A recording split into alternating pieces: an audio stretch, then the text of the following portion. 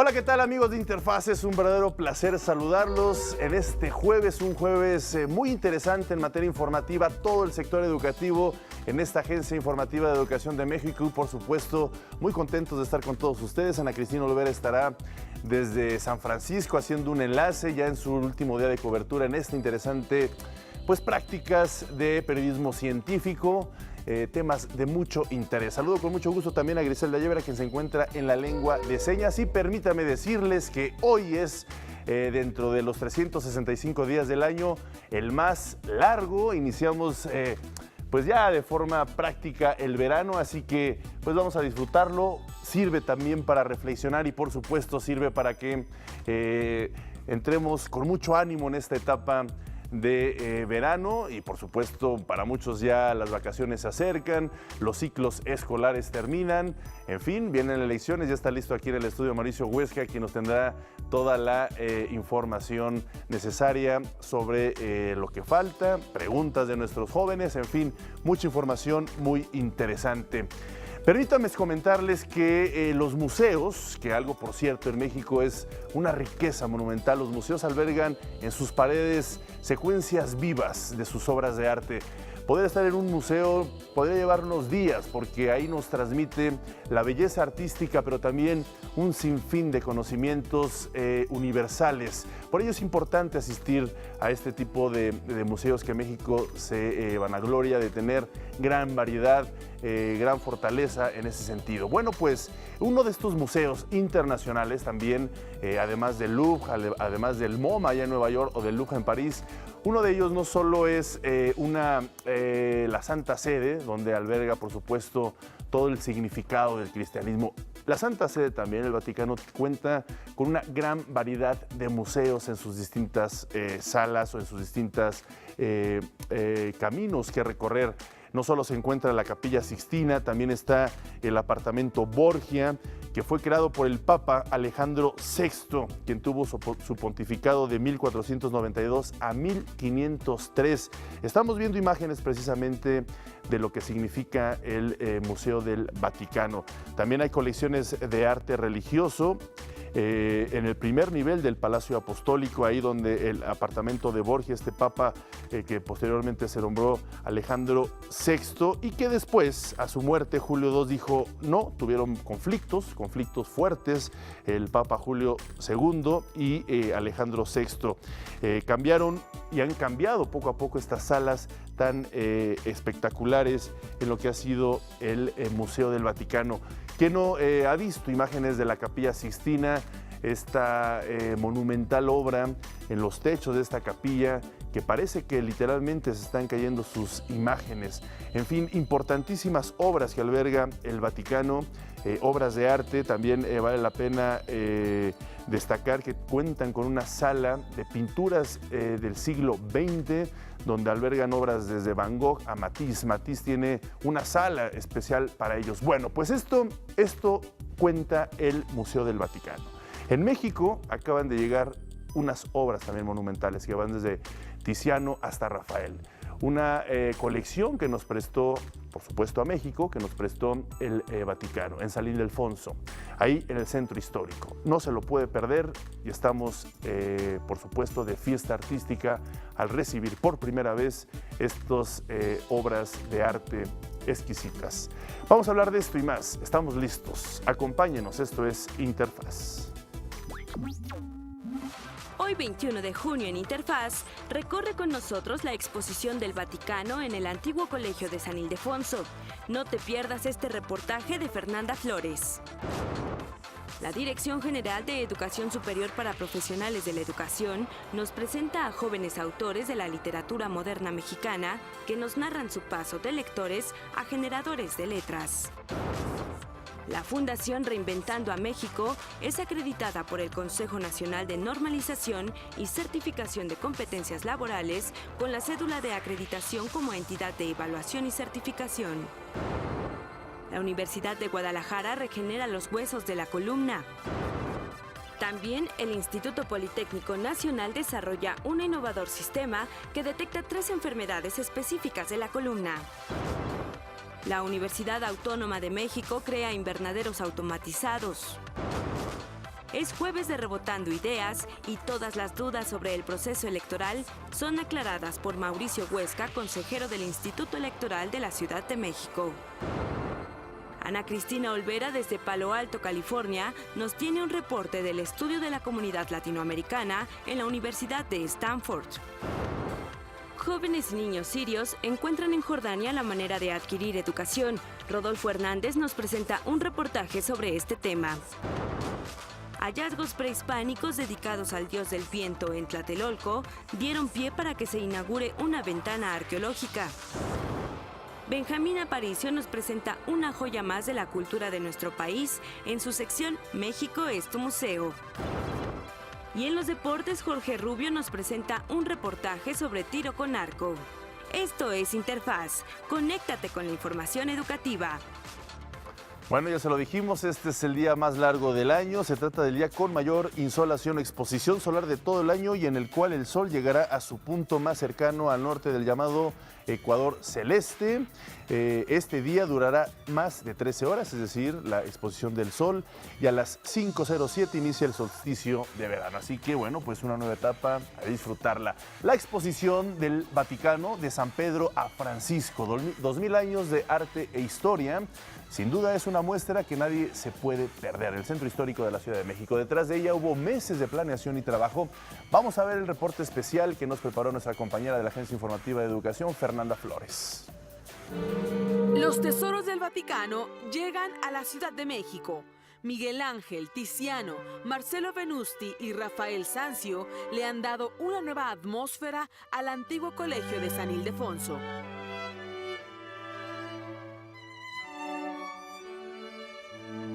Tras 4 años de espera, Vaticano, de San Pedro a Francisco, 2000 años de arte e historia, muestra su esplendor en México para conmemorar los 25 años de relaciones diplomáticas con la Santa Sede. A través de un proyecto de intervención integral, la Secretaría de Cultura y la Universidad Nacional Autónoma de México reciben por primera vez lo mejor de los tesoros vaticanos, que representan un invaluable acervo cultural y hacen un recorrido histórico del arte sacro. Ripercorrere la storia della cristianità, che è una storia che è comune anche in qualche modo qui nel Messico, al popolo messicano, oltre che al nostro italiano, ma non soltanto a noi, insomma è talmente diffuso questo messaggio, ma quindi conoscere la storia romana, la storia e conoscere il Vaticano, la Pinacoteca Vaticana. 180 piezas provenientes de las grandes colecciones vaticanas, del Museo de San Juan de Letrán, la Biblioteca Apostólica y de la Fábrica de San Pedro, que invitan a vivir una experiencia sin precedentes y mimetizarse con la historia plasmada en las esculturas, óleos, frescos y objetos que dan cuenta de la cotidianidad tras los muros de la ciudad eterna. L'importanza pedagogica risiede nel fatto che c'è un percorso che spiega la storia di Roma e del cristianesimo dall'antichità fino ad oggi e quindi camminare nella mostra vuol dire un po' camminare quasi nel Vaticano. A través de 9 salas, con apoyo de 5 curadores italianos y 2 museógrafos mexicanos, el antiguo colegio de San Ildefonso muestra la riqueza y diversidad de las colecciones de arte y las antigüedades, para crear una muestra unitaria que representa la historia de cosmovisión cristiana. Di conseguenza ci sono voluti alcuni anni, però finalmente riusciamo adesso nel 2018 a realizzare questo sogno che era di portare diciamo, la storia di San Pietro e dei Musei Vaticani, della Città del Vaticano a Città del Messico. Moltissime opere sono state prelevate dai musei e anche da altri dicasteri vaticani e tutte quante raccontano questa storia che dura 2000 anni. Entre la amplia gama de obras que viajan por primera vez a México, se encuentran artistas de renombre como Federico Flori, Giovanni Battista, Francesco Trevisani, entre muchos otros, que invitan al público a cuestionarse sobre el discurso cultural, social, político y religioso que buscaban transmitir. Una delle mie opere preferite è sicuramente il Francesco Trevisani, che rappresenta il battesimo da parte di San Filippo dell'eunuco etiope del re, della regina di Candace. È un'opera importante perché secondo me richiama anche un momento importante dei rapporti tra Messico e Santa Sede, quello appunto dei migranti e dell'inclusione di tutti i popoli, e quindi l'inclusione anche in realtà fu realizzato il dipinto proprio con questo scopo. Además, no todo queda en la pintura. Entre los objetos que se encuentran en este discurso curatorial se muestran la triple tiara del Papa León XIII, la insignia de peregrino con Pedro y Pablo, el trono de Pío XI y la mitra de Juan Pablo II. La exposición Vaticano de San Pedro a Francisco, 2000 años de arte e historia, es una muestra artística que resalta la importancia histórica del Vaticano en la cultura actual y estará en exhibición hasta el 28 de octubre del 2018.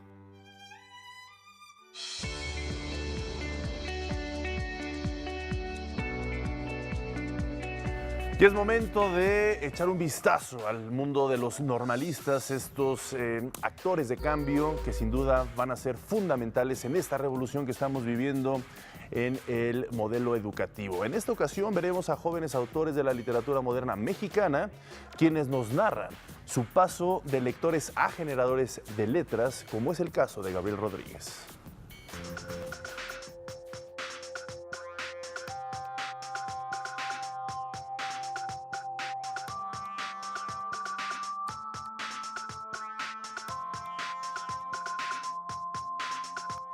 ¿Cómo te volviste lector?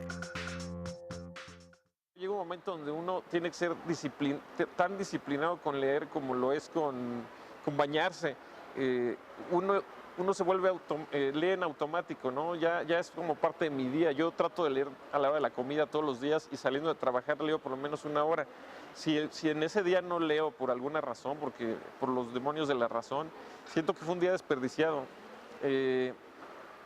Y rastrear cuál fue el origen de esta pasión hacia la lectura es importantísimo. Creo que uno nunca acaba de ser completo como lector, ¿no? Todo el tiempo estás yendo hacia atrás. Es como, siempre que tengo una cámara enfrente digo que la literatura es una fila de ecos.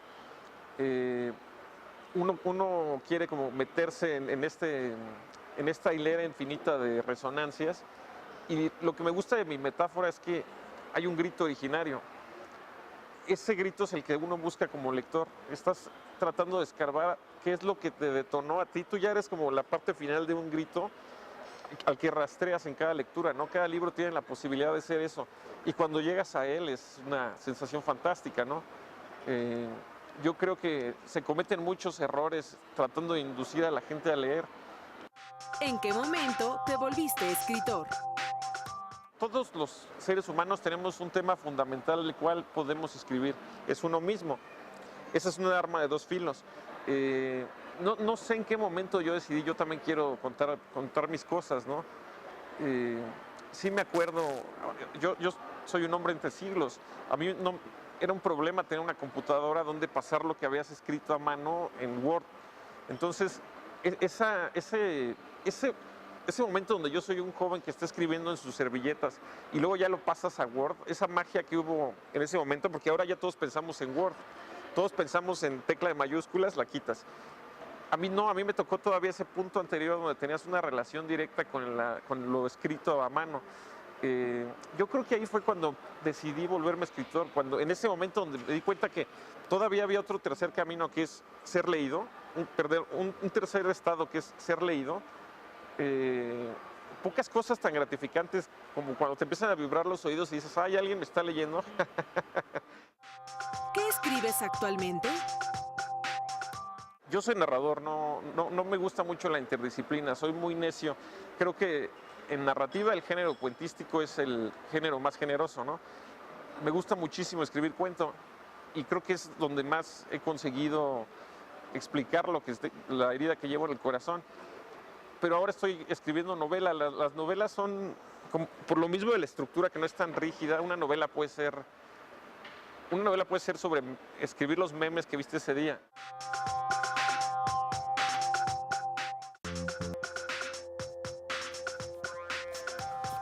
Interesante esta comparación de que leer es prácticamente como bañarse, exactamente. El hábito de la lectura es tan importante como muchas de nuestras actividades diarias. Debe ser así, llevarla en la piel el hábito de la lectura.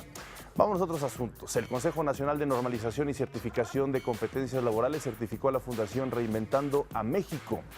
Con este reconocimiento podrá capacitar, evaluar y certificar competencias laborales. Es decir, podrá emitir constancias para respaldar a trabajadores que no cuentan con un título profesional o técnico, pero que destacan por sus conocimientos, habilidades y destrezas laborales. Reinventando México es una organización sin fines de lucro dirigida a la orientación social, la educación y la capacitación para el trabajo. Así que aprovechen, si ustedes consideran que entran dentro de este perfil, aprovechen, acérquense a esta agrupación para ver si pueden en un momento dado ya titularse sin necesidad de presentar tesis u otros requerimientos tradicionales que solicitan. Estudiantes del Centro Universitario de Ciencias de la Salud de la Universidad de Guadalajara desarrollaron un implante hecho a base de extractos de crustáceo, que será utilizado para corregir daños en la columna lumbar, que es pues la parte baja de la espalda. Este implante funciona como una especie de soporte para mejorar la estabilidad biomecánica de la columna. Los investigadores ya realizaron pruebas en roedores y descubrieron que no causa reacción inflamatoria, no invade los nervios y no afecta las funciones motrices. Otra de las ventajas que ofrece es su costo, pues puede llegar a ser muy bajo, hasta 5% de lo que valen los implantes convencionales. Ahora, los investigadores de la UDG trabajarán en un protocolo clínico para aplicar este implante tanto en columna como en cráneos de humanos. Y seguimos con información sobre desarrollos biomédicos para atender a personas con problemas de espalda. Alumnos del Instituto Politécnico Nacional desarrollaron un sistema que, mediante el reconocimiento de imágenes, puede detectar 3 enfermedades específicas de la columna: la escoliosis idiopática, escoliosis congénita y cifosis postural. Los alumnos de la Escuela Superior de Cómputo crearon esta herramienta para médicos generales y clínicas de salud.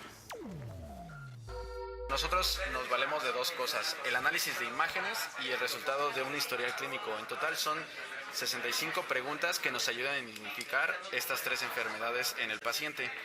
Lo que damos como resultado es una probabilidad del padecimiento de estas 3 enfermedades.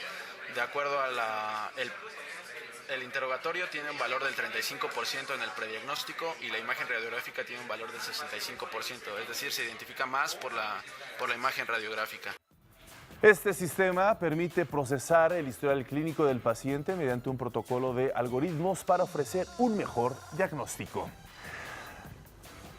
Y la fototerapia se ha convertido en una alternativa clínica para el tratamiento de enfermedades de la piel como el vitiligo y la psoriasis, que son autoinmunes e incurables. Adriana Ipiña, física del Centro de Ciencias de la Atmósfera de la UNAM, se basó en un modelo atmosférico desarrollado por la NASA para calcular los tiempos de exposición al sol necesarios para acumular la misma energía que se aplica con una lámpara ultravioleta. Asimismo, la Fiscalía piensa crear una app precisamente para poder acercarnos más a este tipo de descubrimientos y enfermedades. Vamos a hacer una pausa, regresamos. Ya está listo Mauricio Huesca, esto es Interfaz.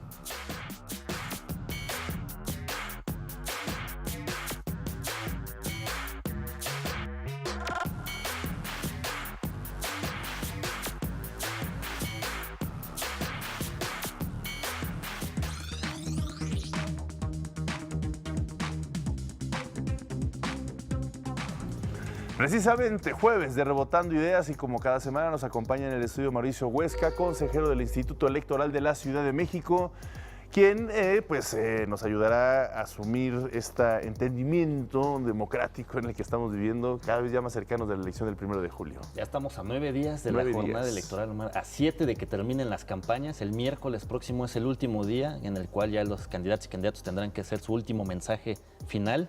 Y ya no podrán aparecer. De hecho, en todas las ciudades del país tendrán que quitar los logotipos, los pendones, las lonas que hayan puesto.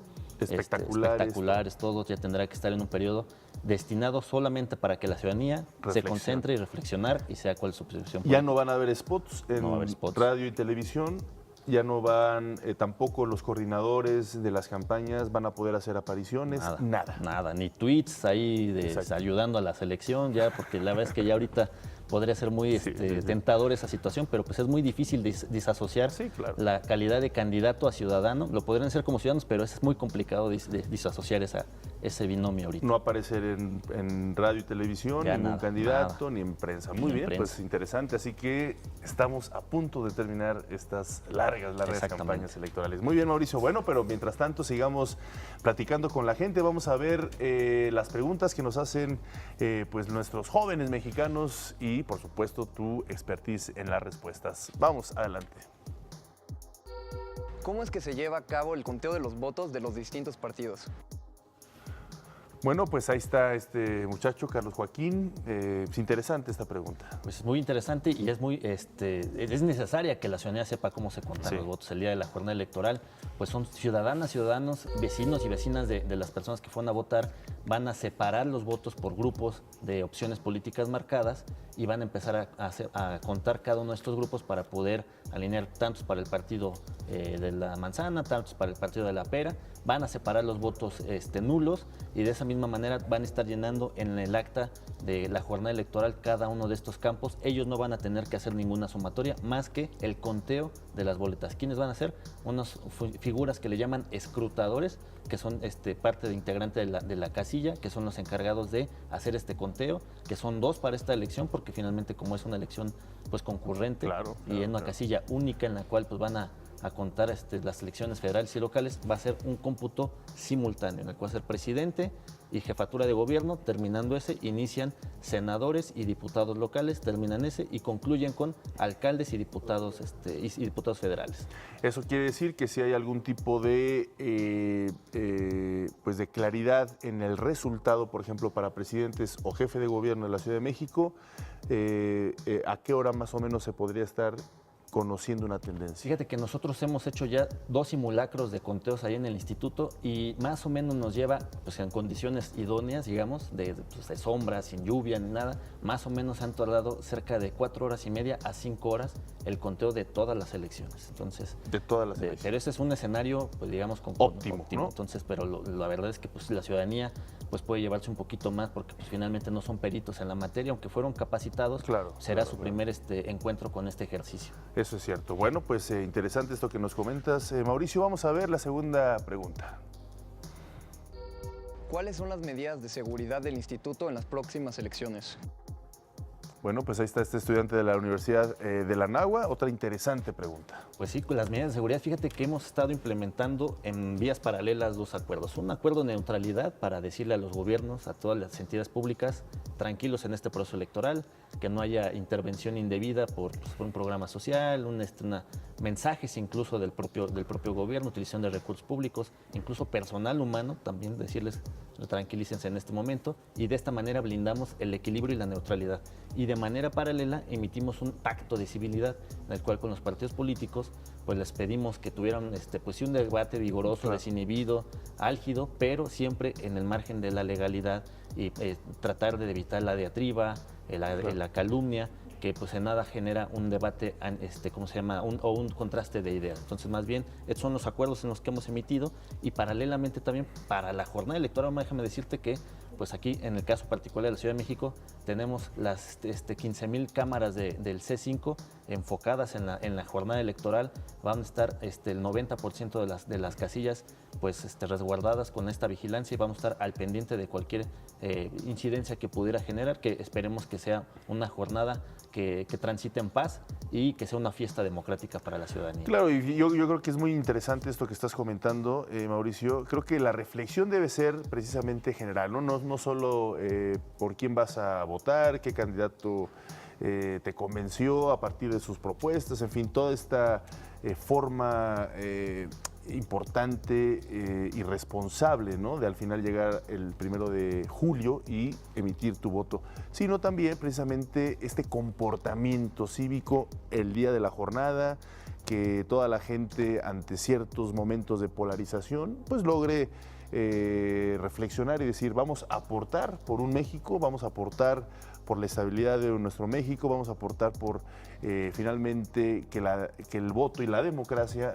van a ser al final de los finales, a corto, mediano y largo plazo, un beneficio para todos, ¿no? Creo que es muy importante esa reflexión general del significado de una elección. Sin lugar a duda, la verdad es que esperamos que la ciudadanía se comporte a este nivel, es finalmente su fiesta, así como el fútbol une a la ciudadanía, pues que sea la jornada electoral un momento de unión de la ciudadanía, de la sociedad, pues es nada más 10 momentos en toda la vida, digamos, útil de una ciudadana, de un ciudadano, en que tienen esta experiencia de salir a votar, 10 momentos nada más en toda su vida, a partir de que alcanza la mayoría de edad. Claro, y es finalmente el próximo presidente, quien gane, pues va a ser el presidente para todos los mexicanos. En ese momento ya no es de un partido, ya no es de un grupo, es de todos los mexicanos, ¿no? Finalmente ya se vamos a tener que hacer.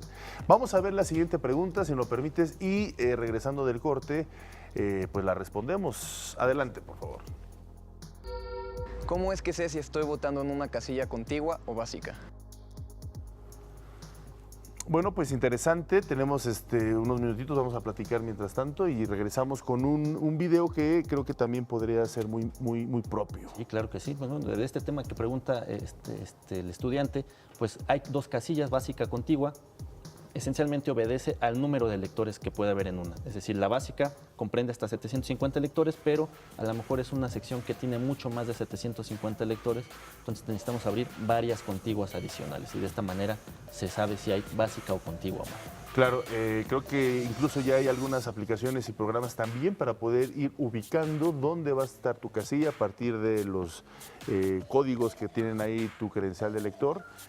Vamos a hacer una pausa, si me lo permites, Mauricio, y regresamos para ya ir proponiendo que la gente sepa muy bien este mapeo de dónde ir a votar el 1 de julio. Vamos a hacer una pausa, regresamos con más. Esto es Interfaz.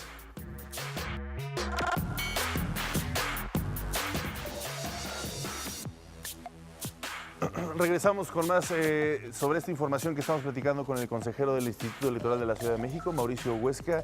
Muy interesante esto que se creó exclusivamente para la Ciudad de México, obviamente a través del Instituto Electoral de la Ciudad de México. Platícanos un poquito de esta plataforma para ubicar nuestra casilla, quienes vivimos en la Ciudad de México. Sí, pues mira, Omar, es que esta ubicación de la mesa directiva de casilla o la casilla tradicionalmente se hace en periódicos el día de la jornada electoral. Tú revisas ahí tu sección electoral y ubicas el domicilio de tu casilla. Eso se va a seguir haciendo desde luego, pero desde hoy y desde hace la semana pasada ya está instalado en el portal del instituto una aplicación o un formato en el cual tú puedes ubicar con 4 sencillos clics en la página del instituto dónde está tu casilla electoral. Hay un banner profeso que dice ubica tu casilla y te va llevando de la mano para ir buscándola a partir de los datos que aparecen en tu credencial para votar de elector. Correcto. Esa sección electoral aparece primero o la primera guía es la que aparece en tu credencial de elector. Exactamente. Ahí aparece hay que buscar tu sección electoral y a partir de ahí la buscas, ya sea en la página o en los periódicos. Si te parece, vamos a ver un video, veamos el video, Mauricio, y ya nos lo vas explicando. Es un video que no tiene sonido, precisamente donde nos explica. Exactamente, que ahí es, pues mira, para buscar el instituto, pues nada más le pones ISM en cualquier buscador y ahí le vas a dar clic en el portal institucional y te va a redireccionar precisamente a los banners que están diseñados para efecto del proceso electoral. Ahí viene información de las campañas, quiénes son tus candidatas, quiénes son tus candidatos. Incluso si quieres regresar a ver los debates, ahí los vas a encontrar. Y ahí va a estar el sistema de ubicación de casillas en el banner que se ubicó. Y en ese banner es el segundo clic que vas a tener que hacer para poder ya llegar al momento de identificar dónde está tu sección electoral. Ahí vas a encontrar que pues, están las casillas normales que se van a hacer, las básicas contiguas. También en caso de que seas residente de Morelos, Hidalgo, Puebla, Tlaxcala, Guerrero, y no estés en tu domicilio, sino aquí en la Ciudad de México, también puedas ubicar dónde están las casillas extraordinarias o de cualquier otra parte de la ciudad del país, que seas de Chihuahua a lo mejor, que puedas votar para presidente. Ahí vas a encontrar dónde van a estar instaladas en la Ciudad de México estas casillas extraordinarias. Entonces, una vez de que ya identificas el momento en el que vas a encontrar tus casillas, la ubicación de tu casilla, ya solamente te va a pedir un campo adicional que es que teclees tu sección electoral. Que esa la encuentras en tu Esa la encuentras credencial. en tu credencial para votar, tanto para a nivel federal como a nivel local. Entonces, ahí vas a encontrar en tu credencial para votar, en el recuadro inferior derecho, va a haber un apartado que dice sección, y son números, 4 dígitos normalmente, que son las secciones, y las tecleas ahí y ya nada más le das buscar y en automático te va a georreferenciar con Google Maps para que te pueda ubicar dónde está tu casilla electoral, te va a dar información de tu casilla, cuántos electores van a votar ahí, en dónde se encuentra ubicada, de qué distrito pertenece y en dónde están las demás casillas aledañas a tu casilla.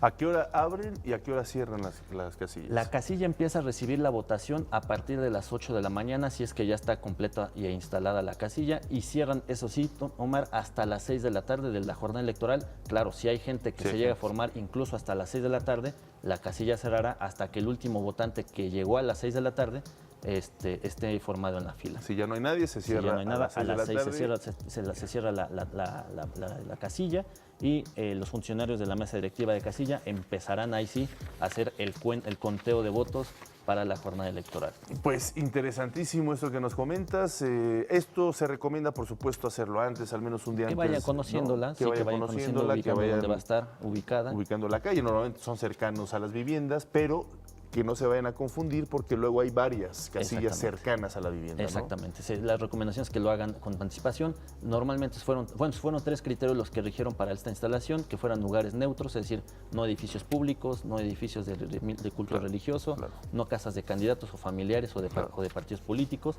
El segundo es fácil accesibilidad para todas y todos. Y el tercero, que sea cercana a tu domicilio. Oye, Mauricio, otra pregunta que me gustaría que volviéramos a tocar, ya lo habíamos hecho en anteriores ocasiones, la forma de votar. ¿Cómo se debe votar?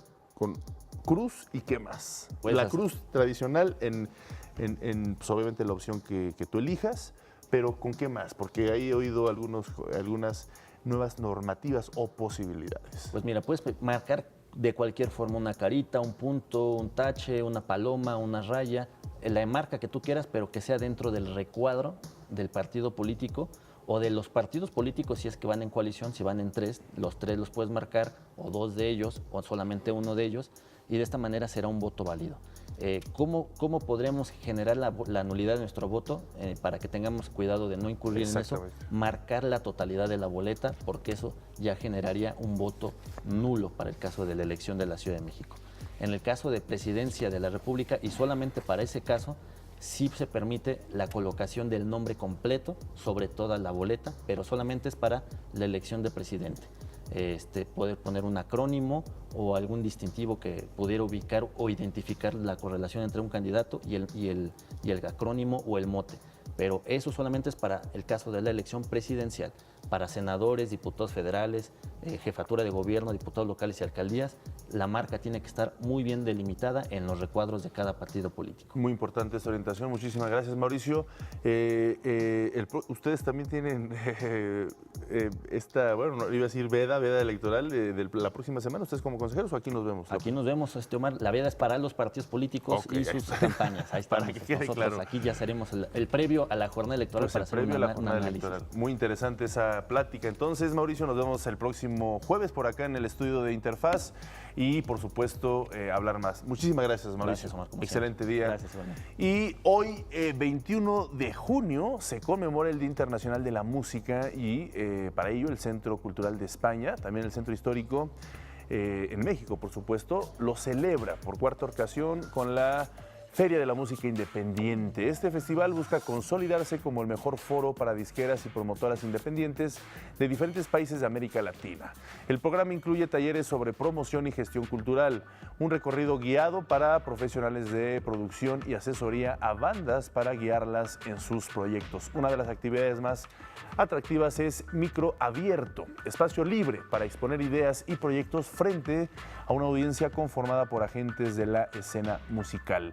Si quiere conocer más sobre la Feria de la Música Independiente, ingrese a la siguiente página de internet, ccemx.org. Se lo repito, cce.mx.org. Está en su pantalla. Interesante siempre lo que ofrece este Centro Cultural de España en México. Vamos a hacer una pausa, regresamos. Esto es Interfaz.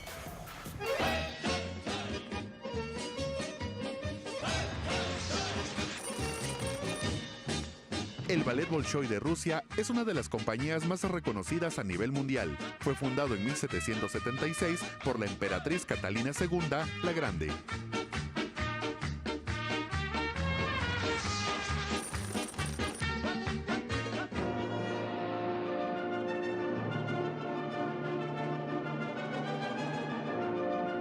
Y bueno, seguimos hablando de cultura y es un verdadero placer, un honor para nosotros que esté en el estudio Ricardo Calderón. Él es director general del Centro Nacional de las Artes, un centro exquisito, amplio, donde no solo son recintos cerrados que albergan gran actividad cultural y artística, sino también espacios abiertos donde te permite la reflexión desde una gran arquitectura hecha en estos edificios ahí en el Centro Nacional de las Artes, en Tlalpan y Churubusco. Río Churubusco. Ahí es inevitable no verlo, estas maravillosas arquitecturas. En fin, muchas actividades culturales que se ofrecen ahí, pero una nos llama la atención. Ricardo Calderón, gracias por estar con nosotros. Gracias, para Omar. empezar. Muy buenos días a todos. Al contrario, muy buenos días. Una nueva experiencia, una realidad virtual y con una de las artistas más maravillosas que hay, desde mi perspectiva, en la actualidad, que es Björk. Precisamente se llama así, Björk Digital, Música y Realidad Virtual. ¿De qué se trata esta propuesta? Claro que sí, Omar. Te cuento. Björk es una artista conocida universalmente, sí. Además es una mujer muy polémica y muy versátil. Sí. Es letrista, es músico, es actriz, también es una activista que defiende la naturaleza y el planeta, ¿no?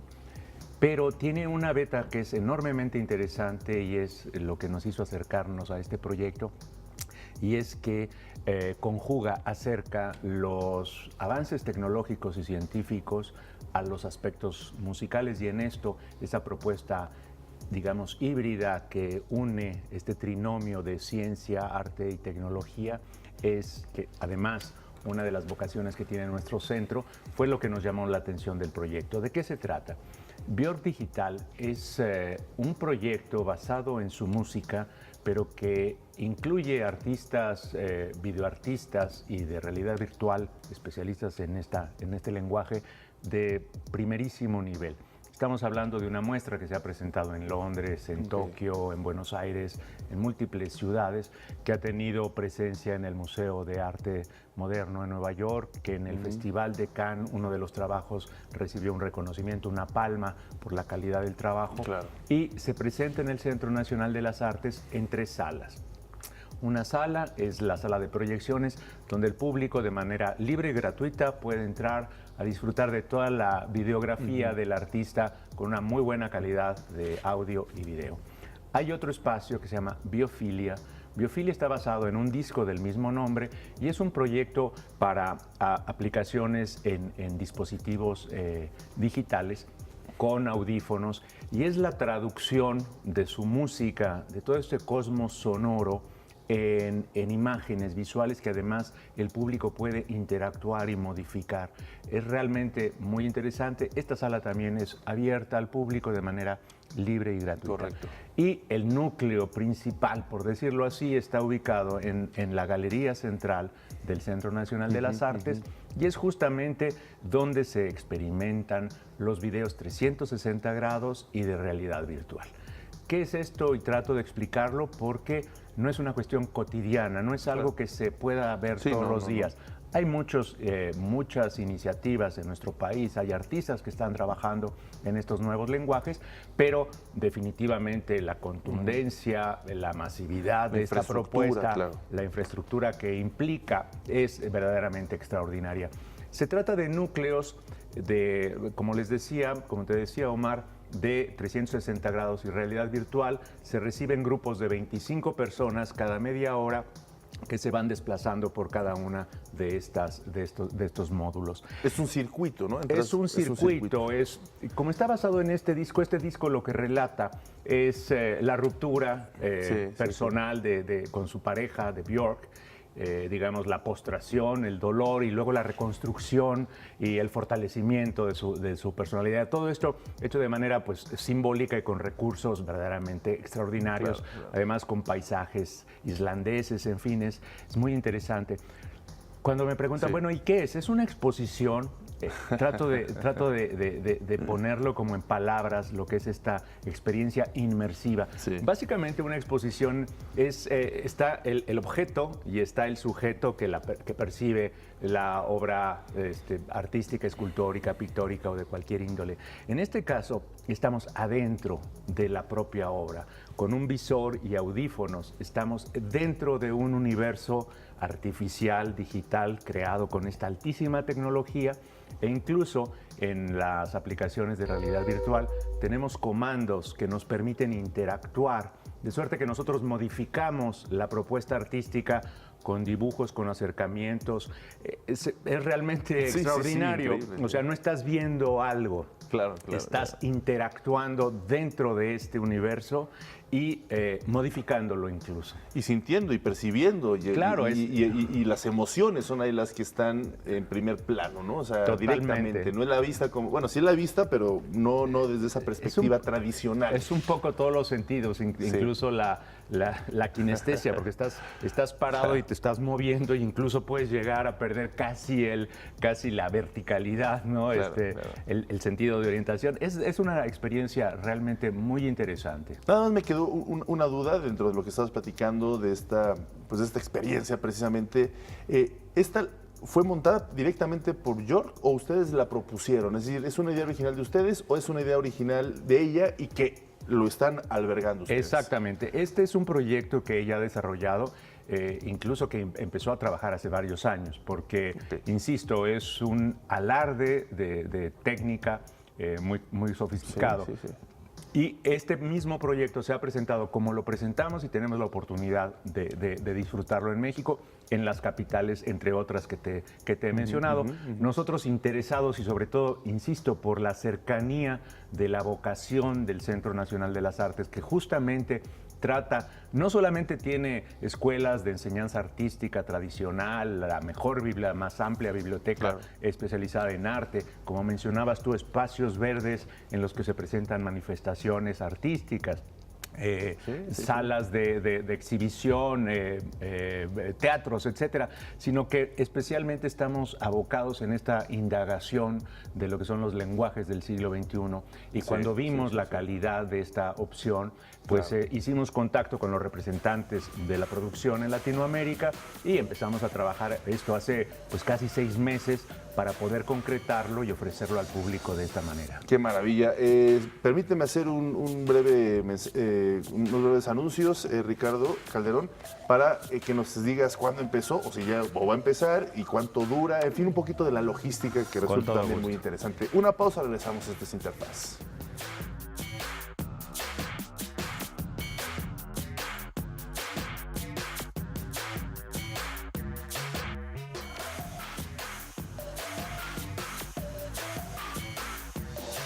Bueno, pues continuamos charlando con Ricardo Calderón, director general del Centro Nacional de las Artes. Ricardo, sobre esta propuesta, experiencia inmersiva de realidad virtual, Björk Digital, qué interesante propuesta, en serio, en verdad. Me decías que ya empezó el 17 de mayo. Exactamente, Omar, el 17 de mayo y vamos a continuar con la posibilidad de recibir al público hasta el día 27 de julio. El horario es desde las 10 de la mañana hasta las 18 horas, todos los días de la semana. Tenemos estacionamiento gratuito, les recuerdo que estamos ubicados en Río Churubusco, esquina Tlalpan, hay una estación de metro muy cercana, en realidad hay todas las facilidades para acceder. ¿Y cuáles son las recomendaciones generales? Porque como dices, es este circuito de 3 grandes salas. ¿A qué hora tienen que llegar, más o menos? ¿Las filas son largas? ¿Cómo es un poquito esa logística? Para la sala de realidad virtual y 360 grados se requiere adquirir un boleto. Esto se puede hacer en la propia taquilla del Centro Nacional de las Artes con descuentos para estudiantes, maestros, etcétera, o bien por el sistema de venta de boletos por computadora tradicional. Entonces ahí entra uno, o ya sea personalmente en la taquilla, se elige el día, elige el horario, que como como les digo, es cada media hora a partir de las 10, 10 y media, 11, 11 y media, hasta las 18 horas, porque son núcleos de 25 personas, porque es el equipamiento que tenemos para recibir a cada uno. Pues hay que comprar los boletos con relativa anticipación o hay que llegar con tiempo a la taquilla para poder disfrutar del descuento, y entonces mientras se puede pasar a las otras salas que son de entrada gratuita mientras llegue el horario para entrar a la otra. Interesante esos matices. Oye, me comentabas de algo también que creo que es muy importante conocer, el programa académico que envuelve pues también esta experiencia. A ver, platícanos un poquito, claro, que me parece sí, muy importante. Omar, bueno, el Centro Nacional de las Artes, además de ser un espacio donde se investiga, se enseña, pues también difunde. Entonces, para complementar la experiencia de esta actividad Björk Digital, diseñamos un programa académico en estrechísima vinculación con el Centro de Cultura Digital, que es otra de las instancias pertenecientes a la Secretaría de Cultura, que está ubicado en la columna de luz, en este espacio emblemático en Avenida Reforma. Entonces, en colaboración con ellos tenemos un programa académico que se desarrolla en ambas sedes. Vamos a recibir la visita de dos de los artistas que crearon algunas de estas piezas para Björk Digital, que va a estar dando una charla, interactuando con los creadores mexicanos, un poco escuchando sus dudas, sus inquietudes. Se van a revisar sus proyectos. Tenemos además foros, ciclos de cine comentado, talleres. Hay una serie de actividades que nutren y que pues además permiten al público interesado y a los propios artistas adentrarse más, conocer más y tener esta posibilidad de interacción con estos grandes artistas de reconocimiento internacional. Yo invitaría al público a que visite nuestra página de internet, es www.bjorkdigital.cenart.gov.mx. Ahí van a encontrar todo el detalle, todas las, digamos, relativas restricciones. La experiencia no es recomendada para menores de 13 años, no porque haya contenidos violentos o explícitos, sino porque se trata de una experiencia tan fuerte en el sentido que es tan distinta que podría causar como cierto descontrol. Por supuesto. Tampoco se recomienda si hay personas que sufran de migraña, propensos a la claustrofobia, epilepsia, en fin, pues todas las cuestiones que se desaconseja. Claro. De ahí en fuera, a partir de los 13 años, el público es bienvenido.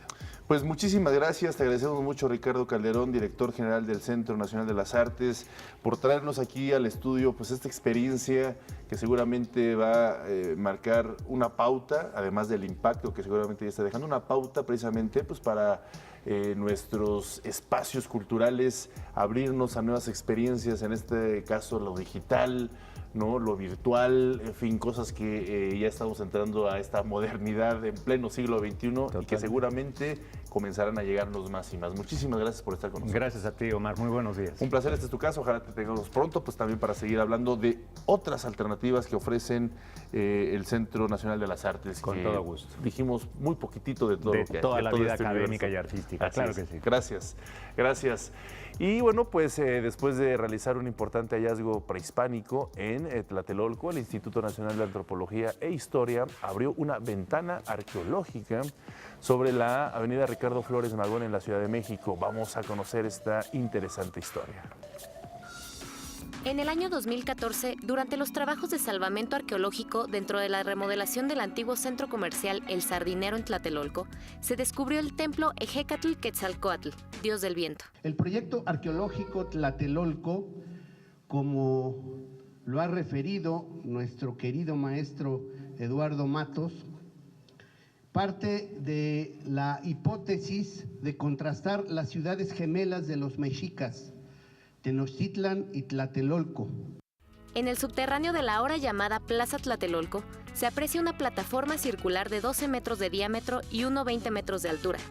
Esta estructura permite acercarse a la realidad del desarrollo histórico de lo que fue la sede del tianguis prehispánico más famoso del centro de México. Los vestigios que hoy mostramos nos obligan a refrendar la importancia de respetar el patrimonio cultural material y admirarlo desde la perspectiva que nos ofrecen estas llamadas ventanas arqueológicas que conjugan la modernidad de la Ciudad de México con su pasado prehispánico.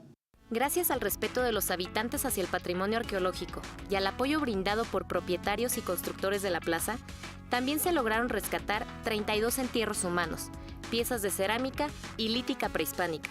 No podemos contraponer equivocadamente modernidad y memoria. No podemos contraponer innovación con tradición. Y eso es lo que día a día hace el INAH, encontrando la comprensión de la sociedad y también, ¿por qué no decirlo?, de empresarios responsables como los del Bufete de Desarrollo Inmobiliario, que con todo y que de repente los veíamos con cara de desesperación, finalmente, como dicen en la preparatoria, apechugaron y colaboraron con el proyecto. Y yo estoy seguro, ahora están muy contentos de que no se trata solo de un negocio, sino también de un gran proyecto de rescate cultural. El Instituto Nacional de Antropología e Historia inauguró esta ventana arqueológica sobre la avenida Ricardo Flores Magón en Ciudad de México. Ya lo vieron ustedes, México es un gran museo dentro de las paredes de los museos, recintos y también en las mismas calles. Así que no desaprovechemos de estar observando en constante hábito de nuestra capital. Vamos a hacer una pausa, regresamos. Esto es Interfaz.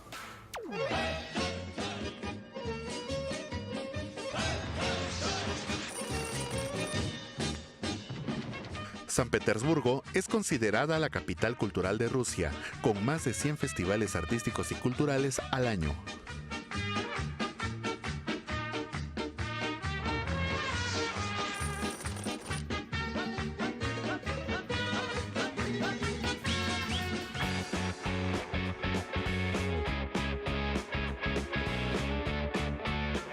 Y bueno, ayer se conmemoró el Día Internacional del Refugiado, una problemática, estimado Rodo, gracias por estar con nosotros, muy buenos días en esta mañana de jueves, hablando de este importante tema, a partir de un reportaje que hiciste, un acercamiento a esta difícil realidad que se tiene principalmente allá en Europa.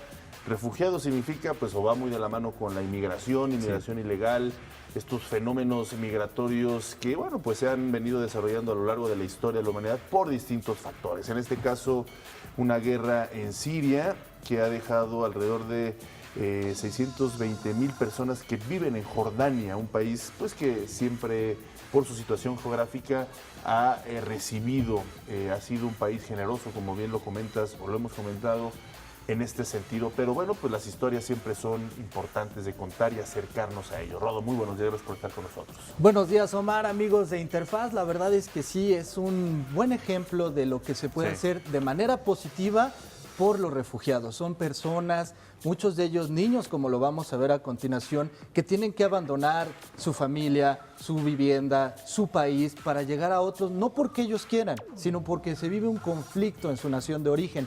En este caso, la guerra en Siria, que ya lleva 6 años, millones de desplazados, entre ellos todos estos más de 600,000 que llegan a Jordania. Y es justamente ahí en Jordania donde encuentran un espacio para poder continuar con sus estudios. Muchos de ellos llevaban meses o años sin siquiera abrir una libreta o un libro. Ahora se les abre esta oportunidad, ¿cómo? No en un aula como todos la conocemos, de concreto, con un pizarrón, no.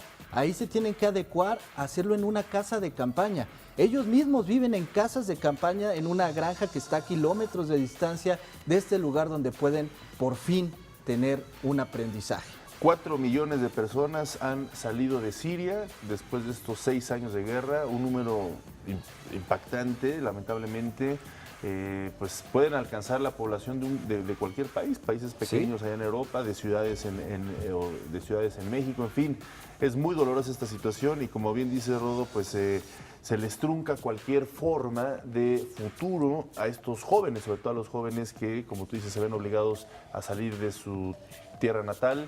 Ya lo dijiste, ¿no? Años sin abrir un libro, años sin educación, años sin ofrecerles ninguna posibilidad de salir adelante. Y la importancia también de que los países receptores pues les brinden estas oportunidades, porque también para ellos significa un problema. El aumentar, por lo menos en Jordania, 600,000 personas, tu población también les genera conflictos. Y que se les abran estas oportunidades, la verdad es que es maravilloso y habla de gobiernos que tienen un buen corazón y que ven por la humanidad, no como lo que vemos en nuestro vecino del norte, que ahorita está lamentablemente tratando con la punta del pie, como se dice, a los migrantes que llegan de Centroamérica y de México a ese país. Así es, ahí están dos extremos que bien comentas. Bueno, pues vamos a ver esta nota que nos preparaste y regresamos. Sin duda, querer es poder. Ejemplo de ello es este grupo de estudiantes sirios refugiados en Jordania. Sin importar las dificultades, demuestran que sus ganas de estudiar pueden librar cualquier obstáculo. في كثير أطفال حابين يتعلموا بس ما لهم الفرصة حتى يتعلموا. أول شغلة لأنه المدارس إحنا ساكنين مثل ما يعني بعيد عن البلد، بعيد عن المدينة. Es la fuerza de estos jóvenes la que permite a sus maestros continuar. Dar clases no en un aula, sino en una tienda que ha sido adaptada para que la luz del conocimiento se adentre en estos estudiantes que caminan kilómetros para llegar a ella. بالأطفال هذول تشوفيهم قديش هم حابين يتعلموا. حتى لو أنت بتعملي أي شيء بتقولي لازم يتعلم، يعني قديش أنت تأخذي القوة منهم. قديش لما بتشوفيهم قديش حابين يتعلموا بتحسي حالك ولا شيء قدامهم.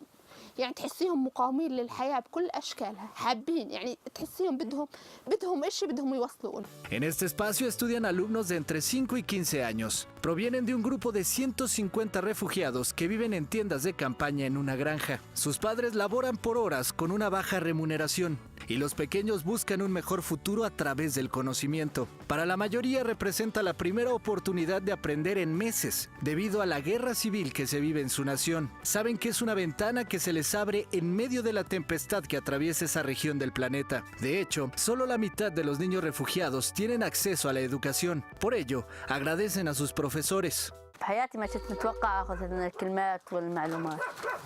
بفضل صرت اعرف اي شغله، الضرب والتقسيم والزائد والناقص. اي شغله صرت اعرف ما عرفت كنت صرت اعرفها. وانا اشكر كل واحد حط يده اي شغله بهالمدرسه. عن جد اني اشكره من كل قلبي.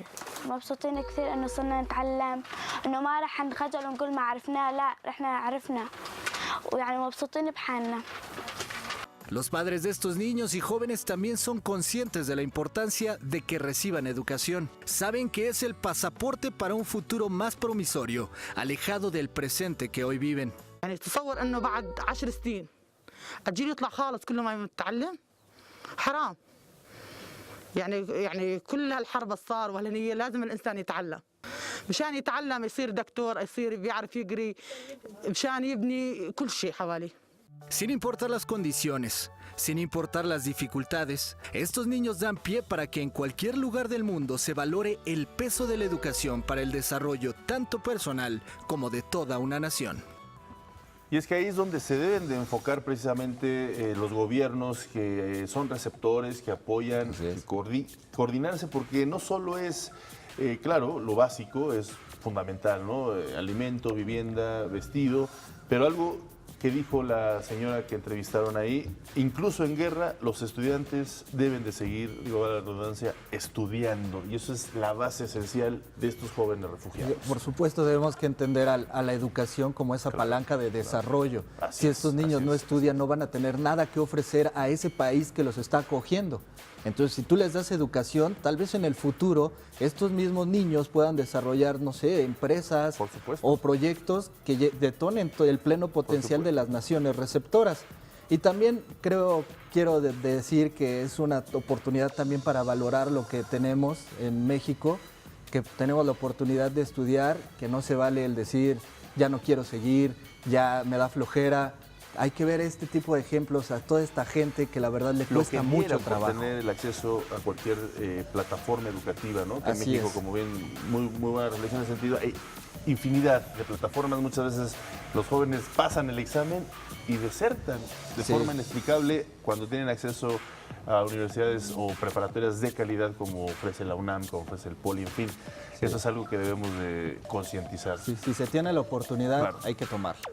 Muchísimas gracias, Rod. Interesante este reportaje, este acercamiento que nos haces, muy humano, muy oportuno, en un día que nos hace reflexionar y que está en boga en todo el mundo. Muchísimas gracias, Rodo. Gracias, tío. Una pausa, esto es Interfaz. Regresamos con más información.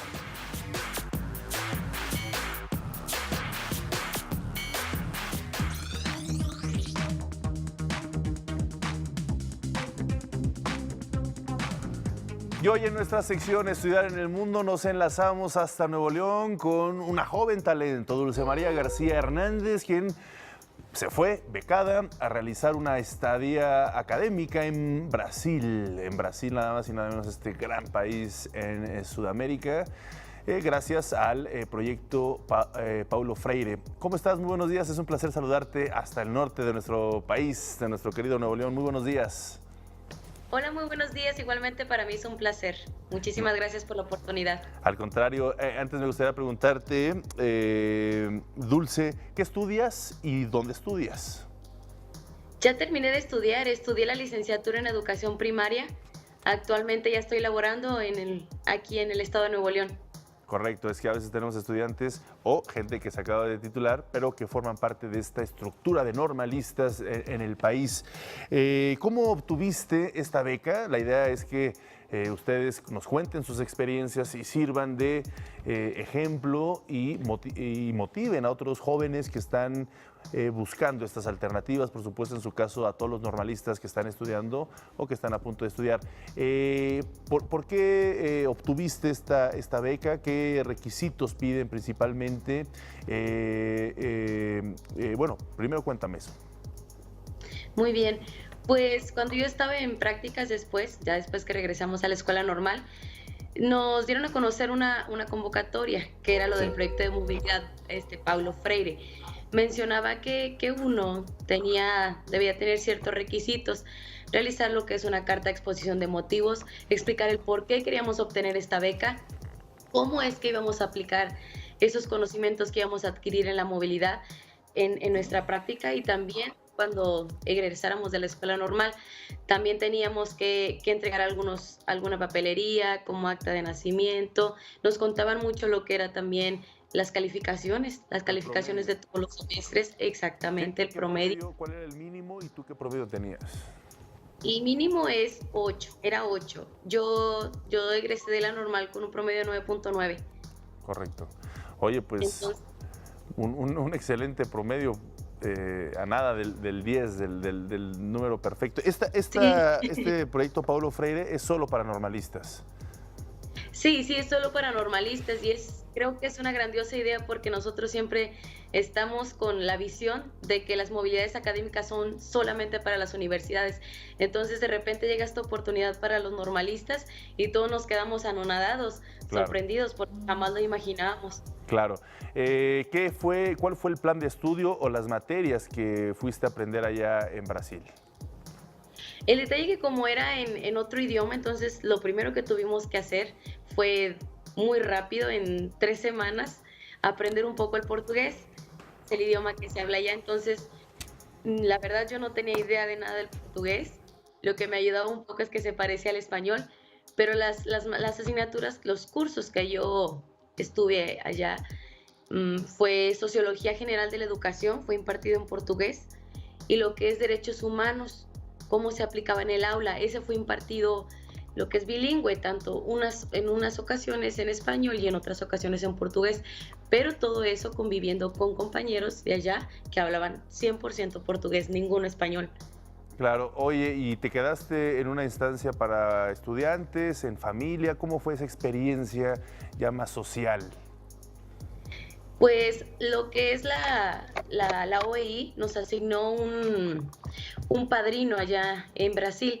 Ese padrino nos ayuda a conseguir un lugar para vivir, es un pensionato. Ahí Correcto. Vivían puras mujeres, igual vivían mujeres que estudiaban en otras universidades, nos ayudó también mucho para convivir con ellas. Y ahí estuvimos nosotros con el dinero que se nos dio para la beca, nosotros teníamos que pagar lo que es esa estancia ahí. La señora, pues afortunadamente nos hacía de comer, no batallábamos. Oye, y pues también, además del crecimiento académico, existe un crecimiento personal, ¿no? Es muy integral este tipo de viajes y experiencias. Me gustaría que nos explicaras o le explicaras a los jóvenes que nos están viendo, independientemente de si van o pueden acceder a una beca como la que ofrece este proyecto Paulo Freire, independientemente de las becas, ¿cuáles son los principales obstáculos que hay que vencer. Hay gente que viaja por primera vez, incluso que se sube al avión por primera vez. Entonces hay muchos detalles que a veces al estudiante no le permite dar ese paso, pero creo que al final de cuentas es una experiencia como esta, siempre vale la pena. Exactamente, yo considero que lo primero que debe ser uno es confiar en sí mismo, porque cuando me pasó a mí, y se los comparto, cuando fue la publicación de esa beca, yo decía, no, yo como si nunca había salido del país, si nunca había salido ni de mi estado, o yo iba a viajar en un avión, iba a ir a otro país, yo decía, no, jamás me va a pasar a mí, mi norma no es muy reconocida, no creo jamás obtenerla. Entonces yo creo que lo primero es confiar en que uno tiene las capacidades y las habilidades necesarias para poder demostrar que sí podemos obtener esas becas. Yo creo también lo demás es abrirse a los cambios. Uno a veces está en una zona de confort que dice, ay, no, mejor no me arriesgo. ¿Qué tal que me pasa algo malo allá? O no, es mucho papeleo, porque era bastante papeleo lo que teníamos que llenar.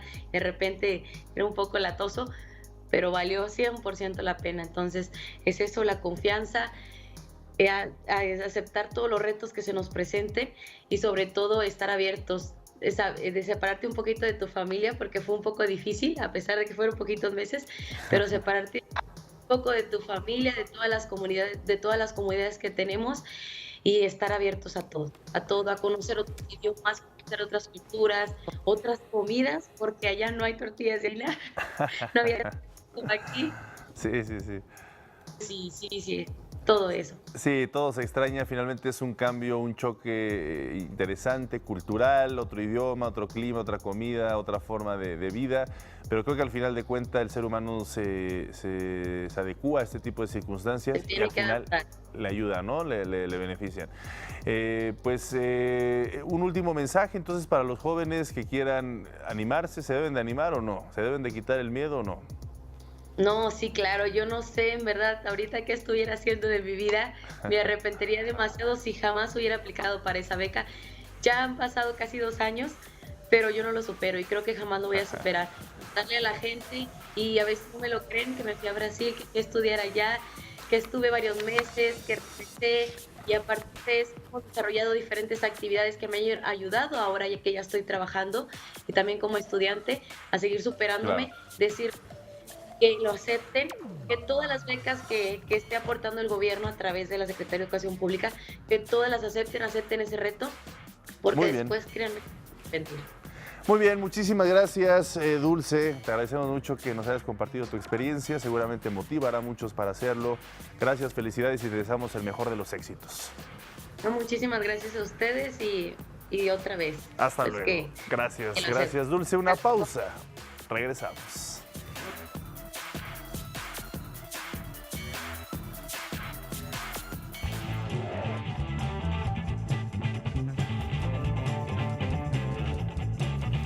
Ya se encuentra con nosotros Jorge Rubio, quien nos tiene información al respecto, educación, deporte, educación, parte esencial de nuestra vida. Y bueno, en una serie de reportajes, le vamos a dar continuidad a una serie de reportajes sobre deportes que se desarrollan, se potencian en la UNAM. Así es, Omar, muy buenos días, amigos de Interfaz. Son 49 deportes que tiene la UNAM y bueno, hoy toca el turno de tiro con arco. Pero antes de ir con este reportaje, me gustaría comentarles que hace unos momentos la selección mexicana de fútbol americano universitario en el Mundial de la especialidad derrotó 20-17 a Estados Unidos y con esto está a solamente un paso de proclamarse tricampeón en este tipo de competencias. Falta el partido ante Japón el próximo 24 y esto obviamente también va ligado un poco a lo que se anunció esta semana, el Mundial de Fútbol Americano Sub-19 que se va a desarrollar en el Estadio Olímpico Universitario. Por supuesto, la UNAM va a ser la casa de este Mundial. Va a estar Estados Unidos, México, Canadá, Japón, Suecia, Australia, diferentes universidades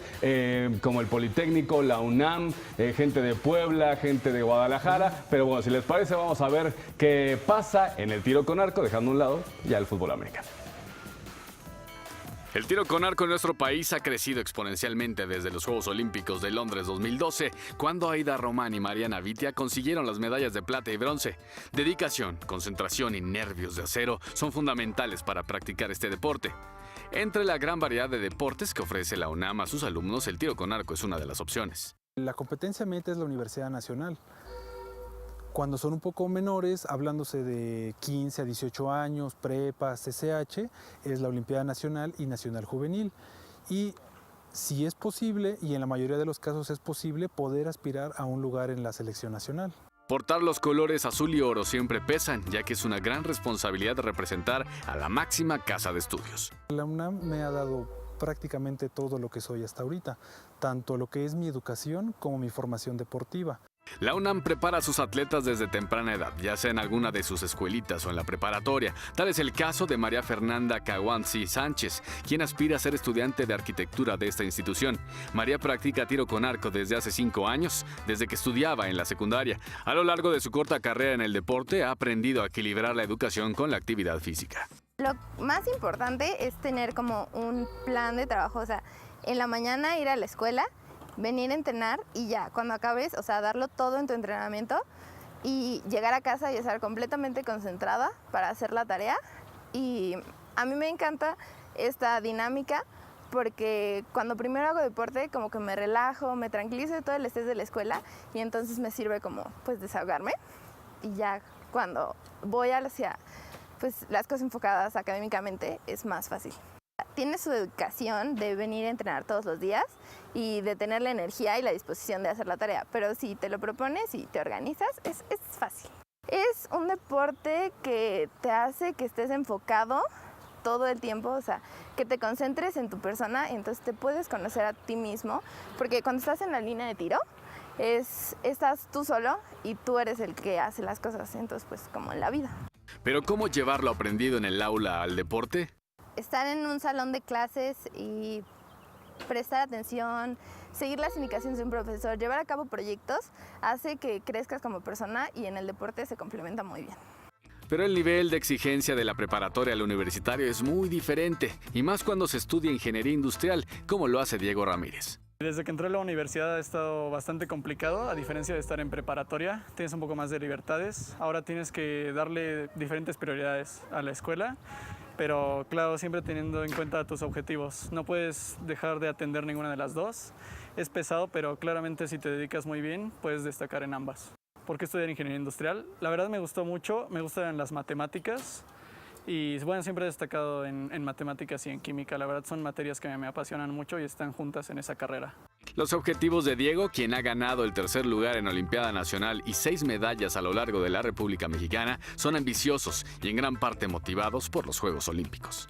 Me encantaría representar a México, estoy muy orgulloso actualmente de representar a mi universidad y sería un gran honor estar en competencias internacionales e incluso Juegos Olímpicos representando a México y darle una medalla le daría un gran auge al país y al deporte.